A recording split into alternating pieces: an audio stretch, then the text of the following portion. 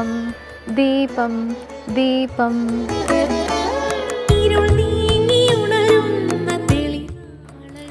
ഏവർക്കും സന്ധ്യാദീപത്തിലേക്ക് സ്വാഗതം.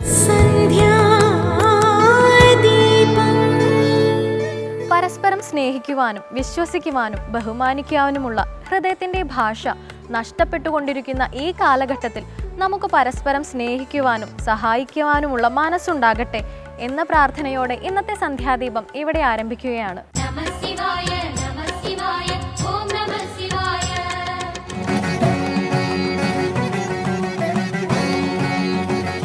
ശിവാലയ ഓട്ടത്തിലെ 4ാം ക്ഷേത്രം തിരുനന്ദിക്കരയാണ്.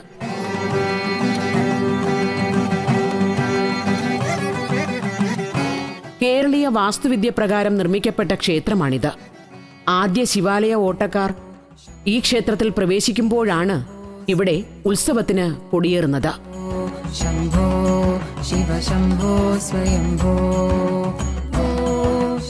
ഈ ക്ഷേത്രത്തിന് സമീപം ഒരു ഗുഹാക്ഷേത്രവും അതിലൊരു ശിവലിംഗ പ്രതിഷ്ഠയുമുണ്ട്. ഈ ഗുഹാക്ഷേത്രം നിർമ്മിച്ചത് രാജരാജ ചോളൻ ആണെന്ന് വിശ്വസിക്കപ്പെടുന്നു.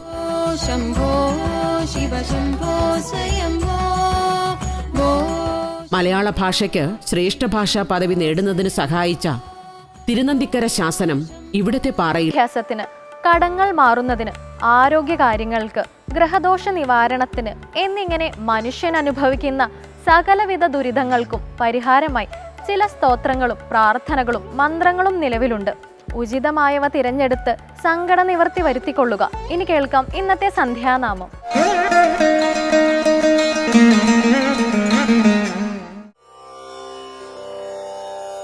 അമ്മേ ജഗദംബികേ, അമ്മേ മഹാമായേ, അമ്മേ വനദുർഗേ,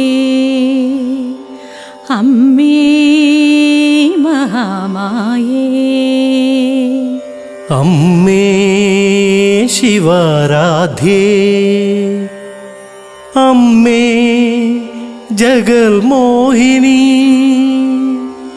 അമ്മേ അരുണാംബികേ, അമ്മേ അമൃതാംബികേ, അമ്മേ നാരായണി, അമ്മേ മഹാമായേ, അമ്മേ നാരായണി, അമ്മേ മഹാമായേ, അമ്മേ ജഗദംബികേ, അമ്മേ മഹാമായേ, അമ്മേ വനദുർഗേ, അമ്മേ മഹാമായേ,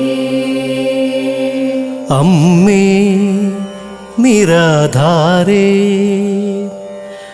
അമ്മേ നിർമ്മലേ, അമ്മേ നിരാകാരേ,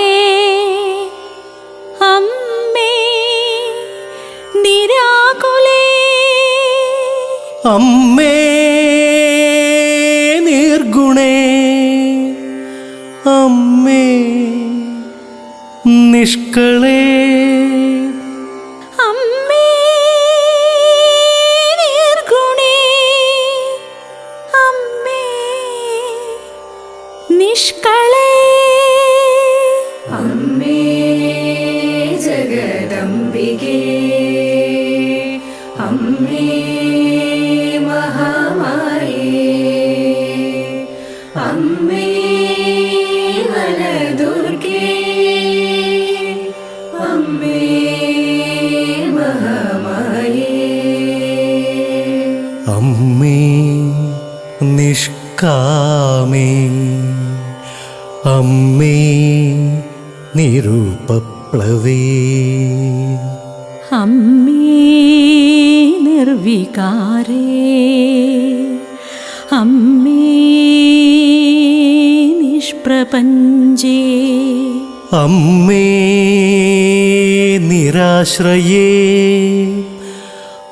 അമ്മേ നിത്യശുദ്ധേ അമ്മേ നിത്യബുദ്ധേ അമ്മേ നിരവധ്യേ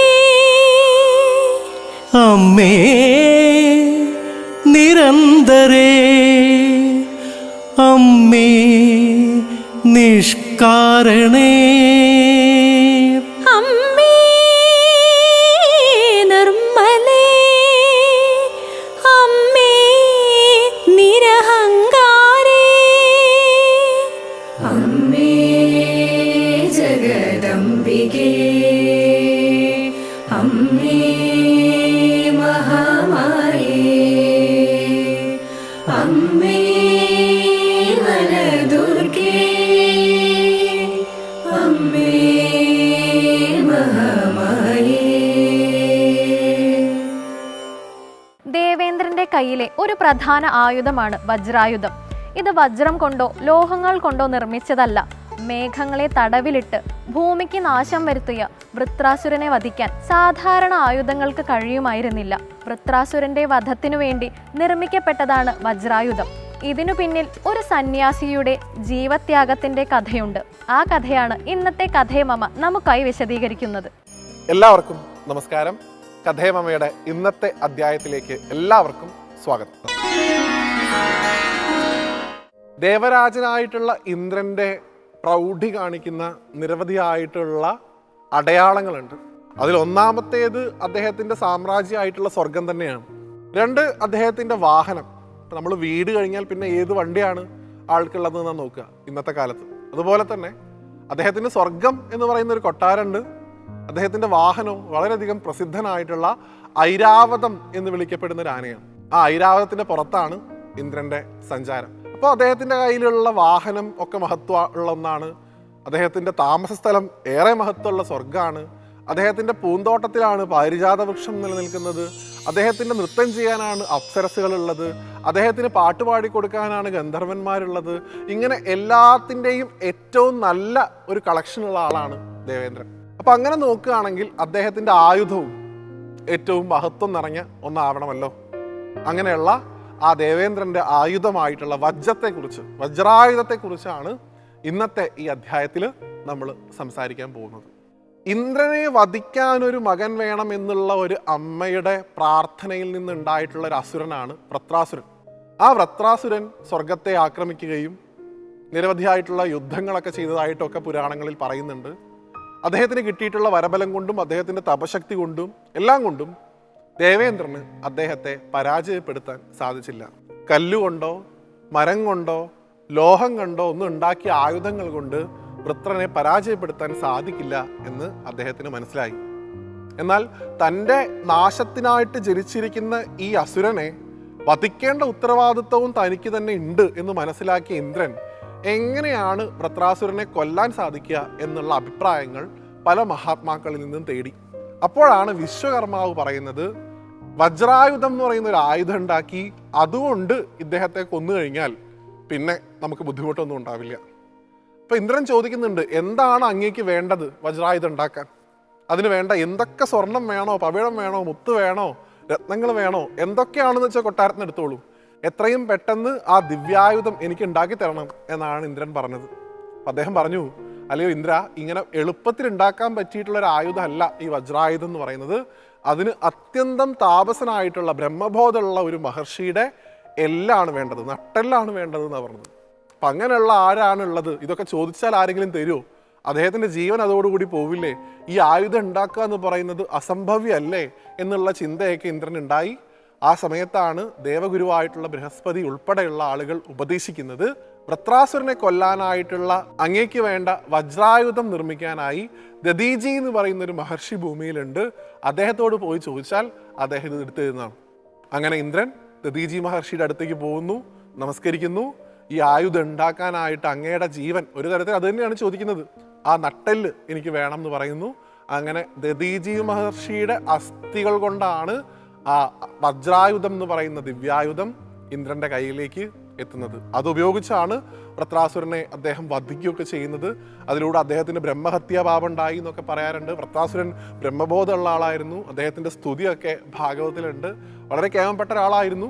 എങ്കിലും ഇന്ദ്രൻ്റെ കൈകൊണ്ടാണ് അദ്ദേഹം മരിച്ചത്. ഈ വജ്രായുധം ഉപയോഗിച്ചാണ് വൃത്രാസുരനെ ഇന്ദ്രൻ വധിച്ചത് എന്ന് മനസ്സിലാക്കുക. ആ വജ്രം ഉപയോഗിച്ചാണ് വൃത്രാസുരൻ തടവിലാക്കിയിരുന്ന ജലത്തിൻ്റെ ദേവതമാരെ, നദികളെ ഒക്കെ തന്നെ ഇന്ദ്രൻ സ്വതന്ത്രരാക്കിയത് എന്നുള്ളൊരു വ്യാഖ്യാനവും വേദത്തിൽ, പ്രത്യേകിച്ച് ഋഗ്വേദത്തിലൊക്കെ നമുക്ക് കാണാൻ സാധിക്കും. അപ്പോൾ രണ്ട് ഭാഗത്ത്, ഭാഗവതം എടുക്കുകയാണെങ്കിലും ഋഗ്വേദം എടുക്കുകയാണെങ്കിലും, രണ്ട് കഥകളാണെങ്കിലും വജ്രായുധം കൊണ്ട് വൃത്രാസുരനെ ഇന്ദ്രൻ വധിച്ചു എന്നുള്ളത് നമുക്ക് കൃത്യമായി തന്നെ കാണാൻ സാധിക്കും. ഈ വജ്രായുധമാണ് ഇന്ദ്രൻ പണ്ട് സൂര്യനെ എത്തിപ്പിടിക്കാനായിട്ട് പരിശ്രമിച്ച ആഞ്ജനേയൻ്റെ നേർക്ക് എറിയുന്നത്.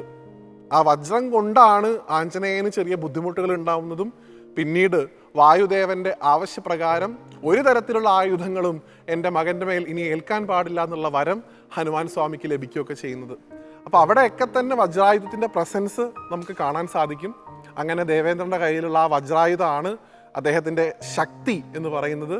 ഏതൊരു വലിയ പ്രതിസന്ധി ഘട്ടത്തിലും ആ വജ്രായുധം എടുത്ത് പ്രയോഗിക്കുമ്പോൾ ആ പ്രതിസന്ധി മാറ്റാൻ ഇന്ദ്രന് സാധിച്ചിട്ടുണ്ട് എന്നും പറയുന്നു.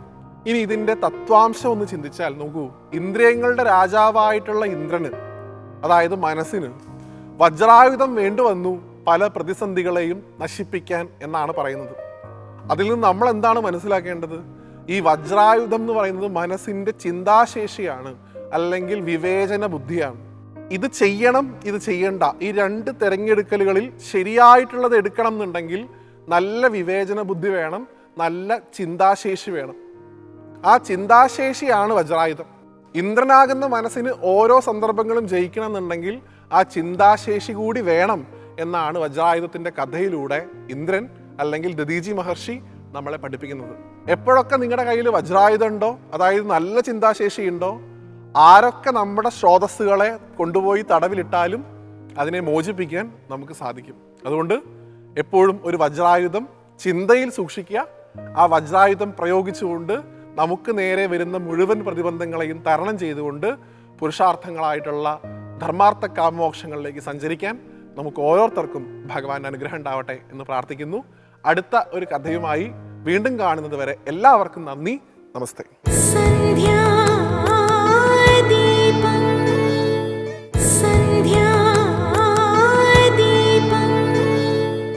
മനുഷ്യ ജീവിതം അമൂല്യമാണ്. ആ ജീവിതത്തെ വലിയ ലക്ഷ്യങ്ങളുടെ സാക്ഷാത്കാരത്തിന് വേണ്ടി സമർപ്പിക്കാൻ നമുക്ക് കഴിയണം. അതിന് ഈശ്വരന്റെ കൃപ കൂടി വേണം. ഇനി ദീപാരാധന കാഴ്ചയ്ക്കായി ക്ഷേത്ര അങ്കണത്തിലേക്ക് പോകാം.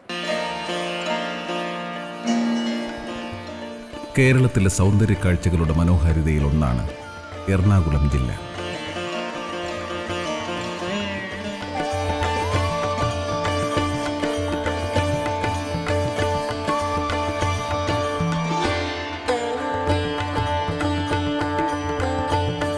കൊച്ചിയിലെ വൈപ്പിൻ ദ്വീപിലെ ചെറായി എന്ന സുന്ദര ഗ്രാമം നമ്മെ സ്വാഗതം ചെയ്യുന്നത് നിരവധി ജൈവ വൈവിധ്യങ്ങളുടെ ലോകത്തേക്കു തന്നെയാണ്.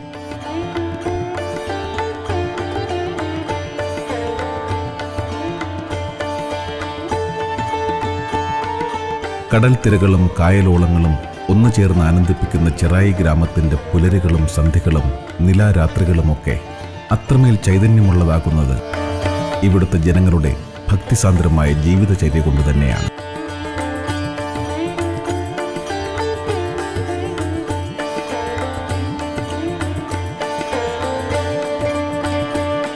പ്രകൃതിരമണീയമായ ഈ ദേശത്ത് 17-ാം നൂറ്റാണ്ടിൽ പ്രതിഷ്ഠ ചെയ്യപ്പെട്ടു എന്ന് ചരിത്രം പറയുന്ന കേരളത്തിൽ തന്നെ അപൂർവങ്ങളിൽ അപൂർവമായ രക്തേശ്വരി ക്ഷേത്രങ്ങളിലൊന്നാണ് ചെറായി ശ്രീ രക്തേശ്വരി ദേവി ക്ഷേത്രം.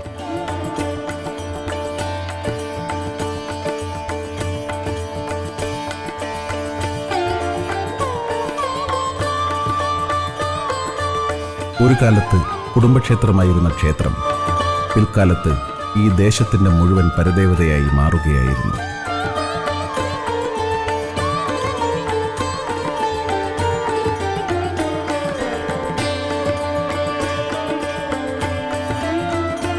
കടലോളം കനിവുള്ള ദേവീ ചൈതന്യം തന്നെയാണ് ഇവിടുത്തെ ഓരോ മനുഷ്യരുടെയും സ്വപ്നങ്ങളിലും പ്രതീക്ഷകളിലും നിറഞ്ഞു നിൽക്കുന്നത്.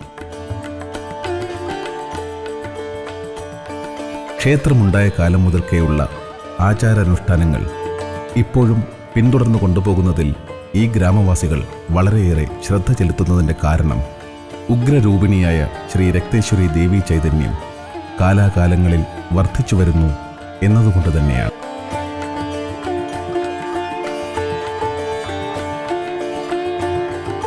യുഗങ്ങൾക്കപ്പുറത്തുള്ള ദേവീചരിതം പറയുന്നതും അങ്ങനെ തന്നെയാണല്ലോ.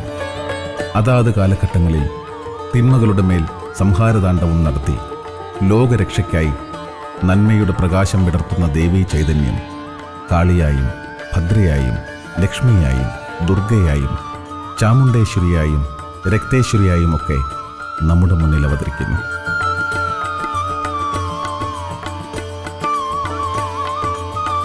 ശുംഭനിശുംഭാസുരന്മാരുടെ വധത്തിനായിട്ടാണല്ലോ ശിവന്റെ കോപാഗ്നിയിൽ നിന്ന് അവതരിച്ച ദേവി സപ്തമാതാക്കളുടെ രൂപഭാവത്തിൽ അസുരന്മാരോട് ഘോരയുദ്ധം നടത്തിയതും.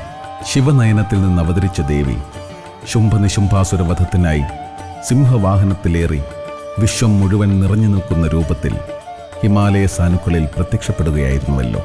തുടർന്ന് ത്രിലോകങ്ങളെയും ഞെട്ടിക്കുമാറ് ഘോരരൂപിണിയായ ദേവി ശുംഭനിശുംഭാസുരന്മാരുടെ സൈന്യാധിപന്മാരുമായും യുദ്ധം ചെയ്ത് ഓരോരുത്തരെയും നിഷ്പ്രയാസം വധിച്ചുകൊണ്ടിരിക്കുമ്പോഴാണ് അവരുടെ പ്രധാന സൈന്യാധിപന്മാരിൽ ഒരാളായ രക്തബീജാസുരന്റെ വരവ്. ഹിമാലയ സാനുക്കളെ നടുക്കുമാറ് അലറി വിളിച്ചു വരുന്ന രക്തബീജാസുരനെ വധിക്കുക അത്ര എളുപ്പമല്ലേ എന്ന് മനസ്സിലാക്കുന്ന ദേവി അസുരനുമായുള്ള യുദ്ധത്തിനിടയിൽ മറ്റൊരു രൂപം കൈക്കൊള്ളുന്നു. അതാണ് രക്തേശ്വരി സങ്കല്പം.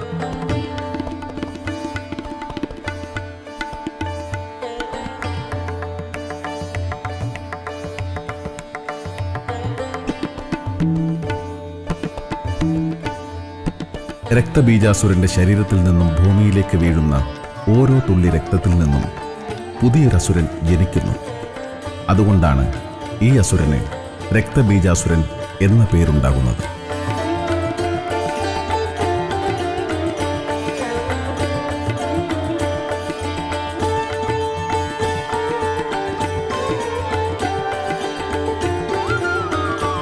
ഭൂമിയിലേക്ക് വീഴുന്ന ഓരോ തുള്ളി ചോരയിൽ നിന്നും ഓരോ രക്തബീജാസുരന്മാർ ജനിക്കുന്നതുകൊണ്ട് രക്തബീജാസുര വധത്തിനായി യുദ്ധത്തിനിടയിൽ രക്തേശ്വരി ഭാവത്തിൽ അവതരിച്ച ദേവീരൂപം അസുരന്റെ ശരീരത്തിൽ നിന്ന് വീഴുന്ന ഒരു തുള്ളി ചോര പോലും ഭൂമിയിലേക്ക് പതിക്കാതെ പാനം ചെയ്തുകൊണ്ടേയിരുന്നു. അതുകൊണ്ടാണ് ദേവിയെ രക്തേശ്വരി സങ്കല്പത്തിൽ പ്രതിഷ്ഠിച്ച് ഭക്തജനങ്ങൾ ആരാധിക്കാൻ തുടങ്ങിയത്.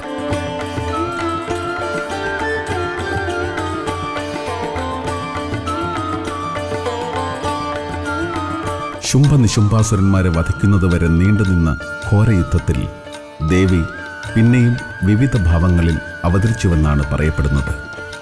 ഇതിനെ സപ്തമാതാക്കളുടെ അവതാരമെന്നാണ് വിശേഷിപ്പിക്കുന്നത്. ഇങ്ങനെയുള്ള സപ്തമാതാക്കളിൽ ഒരാളായ ഉഗ്രരൂപിണിയായ ശ്രീ രക്തേശ്വരി ദേവിയെ തന്നെയാണ് ചെറായി ക്ഷേത്രത്തിൽ പ്രതിഷ്ഠിച്ച് ആരാധിക്കുന്നുവെന്നതാണ് ഈ ക്ഷേത്രത്തിൻ്റെ ഏറ്റവും വലിയ പ്രത്യേകതകളിൽ ഒന്ന്. അതുകൊണ്ട് തന്നെ ചെറായി ശ്രീ രക്തേശ്വരി ദേവീ ദർശനം സർവപാപമുക്തിക്കും തിന്മകളിൽ നിന്ന് നന്മകളിലേക്കുള്ള പ്രയാണം നടത്തി കർമ്മവഴികൾ വിശുദ്ധമാക്കുന്നതിനും അത്യുത്തമമാണ് എന്ന് പഴമക്കാർ പറയുന്നു.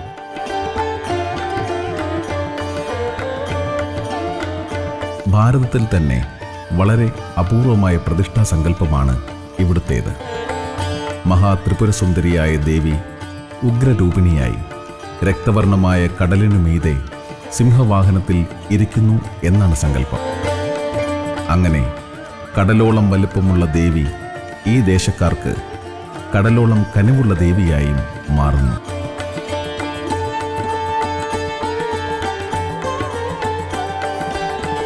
ക്ഷേത്ര ചരിത്രം തുടങ്ങുന്നത് ഇങ്ങനെയാണ്. 17-ാം നൂറ്റാണ്ടിൽ വടക്കേ മലബാറിൽ നിലനിന്ന കരിപ്പത്തില്ലത്തെ കാരണവരാണ് ഈ ദേശത്ത് ദേവിയെ കുടിയിരുത്തിയത്.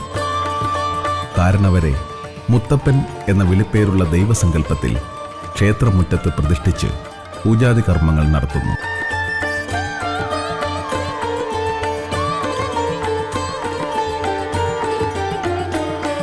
കരിപ്പത്തില്ലത്തെ കാരണവരായിരിക്കുമ്പോൾ തന്നെ വേദപഠനങ്ങളിലും കളരി അഭ്യാസങ്ങളിലും താന്ത്രിക വിദ്യ പഠിക്കുന്നതിലും അതീവ തൽപരനായിരുന്ന മുത്തപ്പൻ കാരണവർ കരിപ്പത്തില്ലത്തുനിന്നു തന്നെ വേളി കഴിക്കുകയും ചെയ്തു.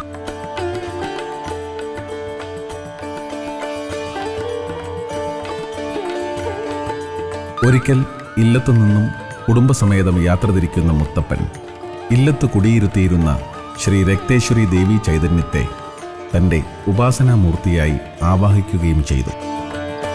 യാത്ര ചെയ്ത മുത്തപ്പനും കുടുംബവും ഒടുവിൽ എത്തിച്ചേർന്നത് ഇപ്പോൾ ക്ഷേത്രം നിൽക്കുന്ന ചെറായി ഗ്രാമത്തിലായിരുന്നു. ആ കാലത്ത് കാവുകൾ നിറഞ്ഞ ഈ പ്രദേശത്ത് മുത്തപ്പനും കുടുംബവും തങ്ങളുടെ ഉപാസനാമൂർത്തിയായ ശ്രീ രക്തേശ്വരി ദേവിയെ പ്രതിഷ്ഠിക്കുകയും ഈ ദേശത്ത് വാസം തുടങ്ങുകയും ചെയ്യുന്നതോടുകൂടിയാണ് ചെറായി ശ്രീ രക്തേശ്വരി ക്ഷേത്ര ചരിത്രം തുടങ്ങുന്നത്.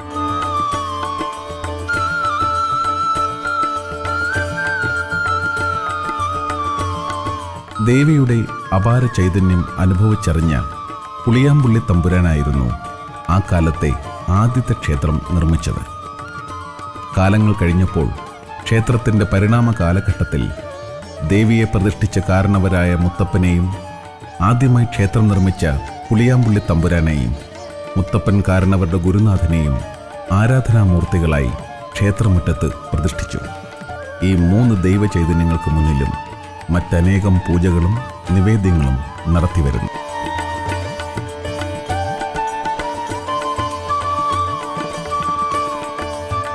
ധ്വജപ്രതിഷ്ഠയോടുകൂടി ഈ കാലഘട്ടത്തിൽ നിലനിൽക്കുന്ന ക്ഷേത്രം നിർമ്മിച്ചത് ദേശവാസികളും കുടുംബക്കാരും ചേർന്നാണ്. പൗരാണികമായ ക്ഷേത്രസങ്കല്പത്തിൽ തന്നെയാണ് ഒരു പരിധിവരെ ക്ഷേത്ര നിർമ്മാണം പൂർത്തീകരിച്ചിട്ടുള്ളത്.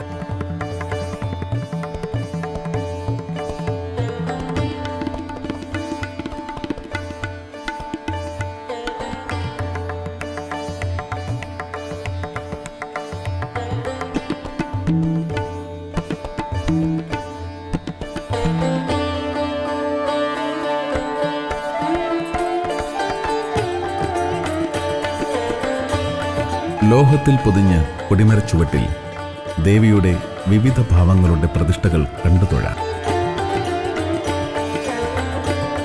ക്ഷേത്രമുഖപ്പിലൂടെ അകത്തേക്ക് കയറുമ്പോൾ കൽത്തൂണുകളിൽ സ്ഥാപിച്ച നമസ്കാര മണ്ഡപം,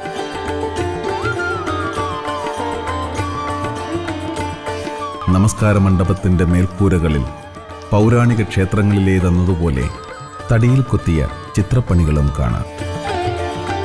നമസ്കാര മണ്ഡപത്തിനു മുന്നിൽ നിന്ന് ശ്രീകോവിലിനുള്ളിലെ ശ്രീ രക്തേശ്വരി ദേവിയെ തൊഴാം.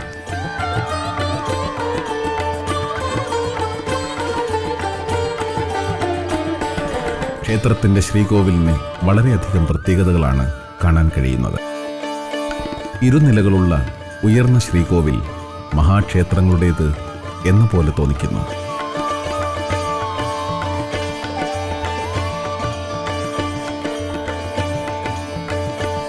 രക്തേശ്വരി ദർശന പുണ്യത്തിനായി എത്തുന്നവർക്ക് ഉപദൈവങ്ങളായ ഗണപതി ഭഗവാനെയും ധർമ്മശാസ്താവിനെയും വണങ്ങി ദേവിയുടെ പരിവാരമൂർത്തികളായി ക്ഷേത്രകാവിൽ കുടികൊള്ളുന്ന നാഗരാജാവ്, സുന്ദരയക്ഷി, കരുനാഗയക്ഷി എന്നീ ദൈവങ്ങളുടെ ദർശനഭാഗ്യവുമുണ്ട്.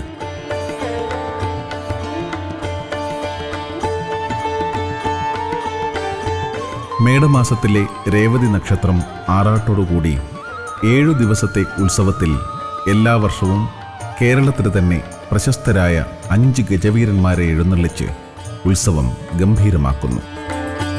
ക്ഷേത്രത്തിലെ ഉത്സവങ്ങളിലും മറ്റ് പ്രധാന ആത്മീയ പ്രവർത്തനങ്ങളിലും സ്ത്രീകളുടെ കൂട്ടായ്മ വളരെയധികം ശ്രദ്ധേയമായിട്ടുള്ളതാണ്.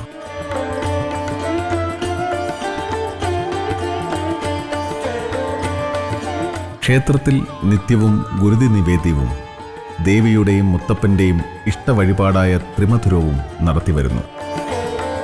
ഉഗ്രമൂർത്തിയായ ദേവിക്ക് നെയ്പായസം പ്രധാനപ്പെട്ട വഴിപാടാകുമ്പോൾ മുത്തപ്പനും ഗുരുനാഥനും അട നിവേദ്യമാകുന്നു. ദേവിയുടെ സേവകനായ പുളിയാമ്പുള്ളി തമ്പുരാന്റെ ഇഷ്ടനിവേദ്യങ്ങൾ ഇടികലശം, പൊടികലശം, മദ്യം ചേർന്നുള്ള കലശ നിവേദ്യം എന്നിവയാണ്. ക്ഷേത്രമുറ്റം സായാഹ്നങ്ങളുടെ സങ്കീർത്തനങ്ങളിലേക്ക് അലിഞ്ഞു ചേരുമ്പോൾ ക്ഷേത്രഗോപുരങ്ങൾക്കപ്പുറം ചുവന്ന സൂര്യൻ സന്ധ്യാമന്ത്രങ്ങൾ ഉരുവിട്ട് ചക്രവാളത്തിലേക്ക് യാത്ര തുടങ്ങുകയായി. സൂര്യൻ്റെ ചുവന്ന ശോഭയിൽ കടൽ രക്തനിറമാർന്ന് തിരതല്ലുമ്പോൾ ഉഗ്രരൂപിണിയായ ദേവി സിംഹവാഹനപ്പുറത്തേറി ചക്രവാളമാകെ നിറയുകയായി. ക്ഷേത്രമുറ്റത്തെ ആൽത്തറയിൽ ചിരാതുകളിൽ ദീപങ്ങൾ തെളിഞ്ഞു തുടങ്ങുന്നു. ഇനി ദീപാരാധനാവേളയാണ്. ഭക്തജനങ്ങൾ ദേവീ മന്ത്രങ്ങൾ ഉരുവിട്ട് ശ്രീകോവിലിനുള്ളിലേക്ക് നടന്നു.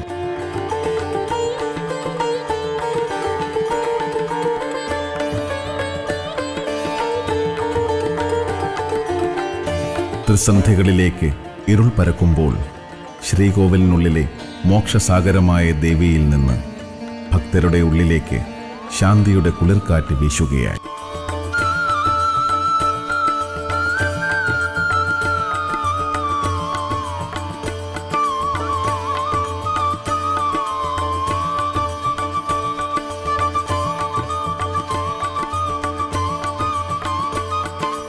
ക്ഷേത്രമണികൾ മുഴങ്ങി. ശ്രീകോവിൽ തുറക്കുമ്പോൾ ശ്രീ രക്തേശ്വരി ദേവിയിൽ നിന്നും കരുണാസാഗരം ഭക്തജനങ്ങളുടെ ആത്മാവിലേക്കൊഴുകുന്നു.